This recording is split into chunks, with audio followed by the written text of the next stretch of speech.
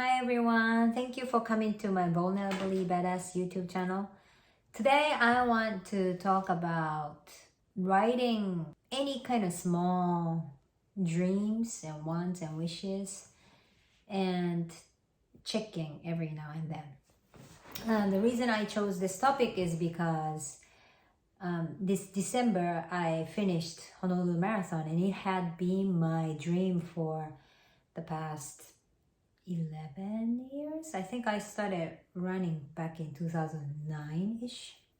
And once I finished my first half marathon, I felt like, I want to run the full marathon. And I saw that Honolulu Marathon doesn't have time limit, and it's a good starting point, as a full marathon runner for beginners. And then a lot of Japanese people joined that, so it was my dream since 2009.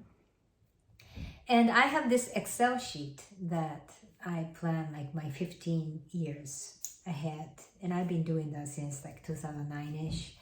And also in Excel sheet different tab, I have this one to-do list kind of.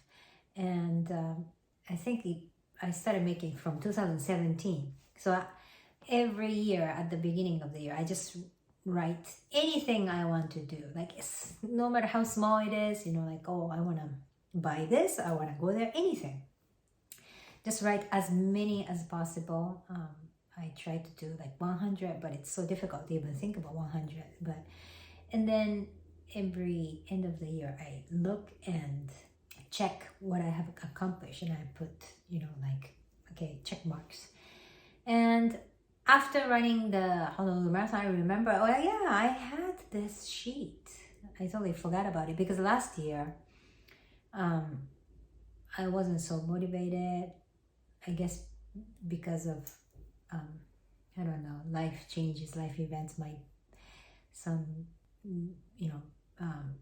died and everything. Maybe last year for some reason I didn't do the list, and so I looked, and so the things that I wanted to do is from like long time ago to up to 2019 that I added.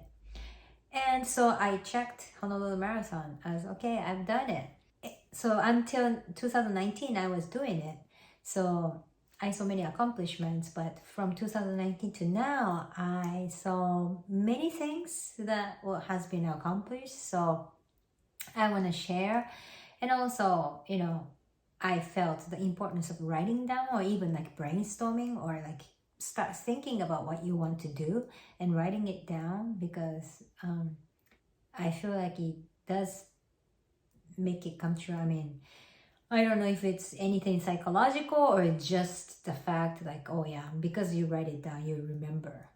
Or I don't know what it is, but personally, I feel like it's a great way to kind of dream about your possibilities and look back and be proud of yourself or celebrate what you accomplished. So the things that I've found between 2019 to now, one of the things is Honolulu Marathon. I finished it. That was way before I put in the list, one to-do list. But finally, after 11 years, it came true. And another thing that I put long time ago was live in US. I don't know when I put it, but I studied in US 9 years, and then went to Japan and then to Korea. But always, my dream is not to live somewhere for forever, but I want to move around. So after living in Asia, I was like, I want to live in US, I want to go back. So maybe I put it sometime long time ago, but now I am in DC area and I'm living in the US, so that was check mark. And another thing I put was ACC, Associate Certified Coach from ICF. I think I put it when I first started the coaching training, and kind of the good certification is the ICF certification. And out of the 3 different levels, the very first step is ACC. So back then when I first started, it looked like a big dream, but I got the ACC certification, so I'm really happy about it. And another thing I put, which looked like a big step for me, was to start my own company. And I had 2 levels. I had to start my own company. 3 different things similar to that. Start my own company. I think that's something I put when I was living in Japan, something like just broad. And then when I was in Korea, I put, okay, start my own company or register as a business owner.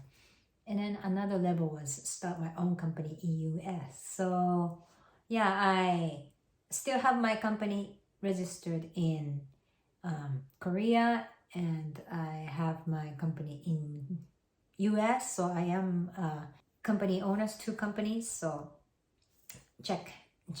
I did that. Back then it looked like such a big dream, but now I feel like, yeah, I don't feel like, oh, I'm CEO, I'm so great. I just have 2 companies, but I am grateful and proud that I did it, started my company. And then next one I had was both Thai and Ken, because that's, I think that I made that goal when Thai was still alive too. Send them to either Korean school or Japanese school, I guess, depending on where I am. If I was in Japan, send it to Korean school. If I'm in Korea, maybe Japanese school. If I'm US, Japanese school or Korean school. And now Ken is in the States. He's going to local American school, but he's going to Korean Saturday school. So that's check for me. I think the important thing is to give opportunities for different cultural learning experience. And another thing that I had on my list was create video content. So I am doing YouTube, and I am creating YouTube videos, although I don't really have like strong theme, or I'm just talking about myself and not so much like probably useful to anyone. It's just my whatever I feel like, kind of a channel, but still I have 112 subscribers, thankfully. So check. I am doing that. Before, when I wrote it, it seemed like making videos is like a kind of difficult goal, but here I am doing it, still continuing. And another goal was coaching fee. There was a certain fee level that I was hoping to achieve, and that amount I am making. So I am happy. Back then that amount looked like so high, and I didn't think that I would be making that much money by coaching, but now I am doing. So I am proud of myself, and I'm even making more than the goal I put. So I'm happy about what I did. And next thing was new website. Yes, I made a new website. Check. It's not fantastic or great, but compared to when I put down the goal, I renewed my website, so I'm satisfied with that. And I wanted to go visit 2 Korean World Heritages. So when I lived in Korea, so I went to at least 3 4, more than 2 Korean, UNESCO World Heritages. So check. I'm so happy I did that. And there was one new coaching company I wanted to work with.